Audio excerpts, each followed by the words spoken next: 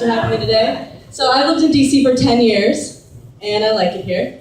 But I'm originally from Portland, Oregon, born and raised. And I didn't realize how white Portland is. I know that sounds dumb, but like you just don't really, when you're a kid, until I moved to a place that actually has people of color, and then I was like, oh wow, every time I go home, I had to prepare myself for some new thing that would be like just kind of, okay.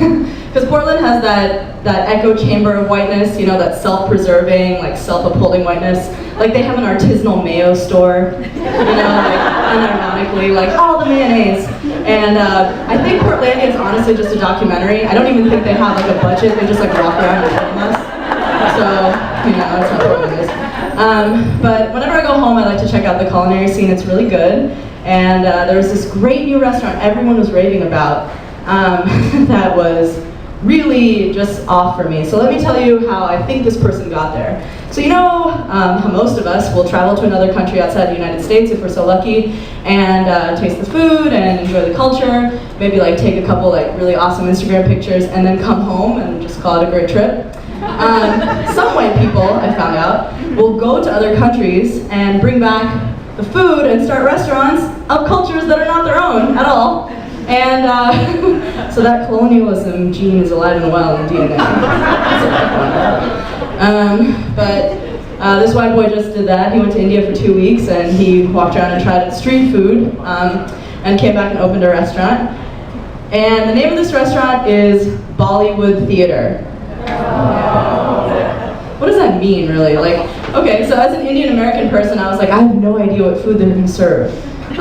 In the US, we don't have theaters that only play Bollywood videos. So we don't have a Bollywood theater here.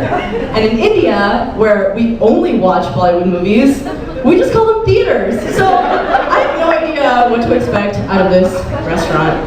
So I go online and I start reading all the Yelp reviews, and this is like, everyone is just like sweating this place. They're so excited about it. And I've been going to Indian restaurants my whole life in Portland, right? So it's really strange for me to read reviews like, really glad there's an Indian restaurant on the east side. Yeah, there have been, but whatever. Really awesome to go to an Indian restaurant and not smell like curry the rest of the day. Damn. It's so great to eat Indian food made with real meat, like beef and pork. Holy cow, it's delicious. So I feel like I had to try the place out, I had to go there. Oh, I wasn't gonna actually try, I'm not gonna give him my money. I just had to go. I work at a nonprofit, I don't have any money, so, especially to give this fuckery. So I just went there, and I wanted to survey the scene. And I walk up to it, and there's an all-white staff, and all-white diners. And there's a lot of bimbies and turbans going on with the servers, right? And there's these flat screen TVs playing Bollywood music. I think it was just brown people in bright colors, but they were trying, but I was like, you missed the mark, because where are the cows tied up front, where is the disapproving auntie that's mad at you that you're eating because she thinks you've gotten fat? And where is the nosy uncle who keeps asking you why you aren't married yet? And where's the dad arguing with the manager about why the bill is so high? These are the things we need, right?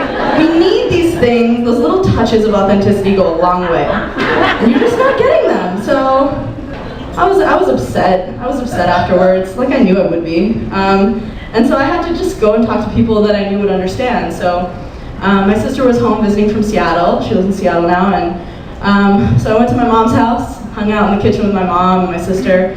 And my sister and I were going back and forth. My sister, of course, heard about this place, and she was like, I know, I hate it. It's crazy. It's the same white kids that made fun of us for bringing that food to school, remember, that are now making money off of it. It's so nuts. And my mom is suspiciously quiet, because she has an opinion on everything, so we're waiting for her. We're like, Mom, what's going on? And she's like, I don't know. I kind of like it. Mom, what are you talking about? You like it? You can't like it. She's like, I don't know, and I guess, you have to put yourself in my mom's shoes. She's been in this country for 35 years. I think all she really wanted was one white person to be like, your culture's awesome. I'm gonna make money off it. It doesn't matter, imitation is the most sincere form of flattery. And so my mom was like, yeah, I liked it. She didn't sound very sure of herself. She's like, actually, I went there, and we were like, no. You spent your money, you went there? So how was it? Was it good? she gets really quiet. She's like, no, it was awful. It was so awful. There was like green sauce over everything that I think they wanted it to be chutney and it didn't taste like cilantro. Me and all my friends were upset. I actually ended up leaving and just going to Safeway to pick up sushi afterwards.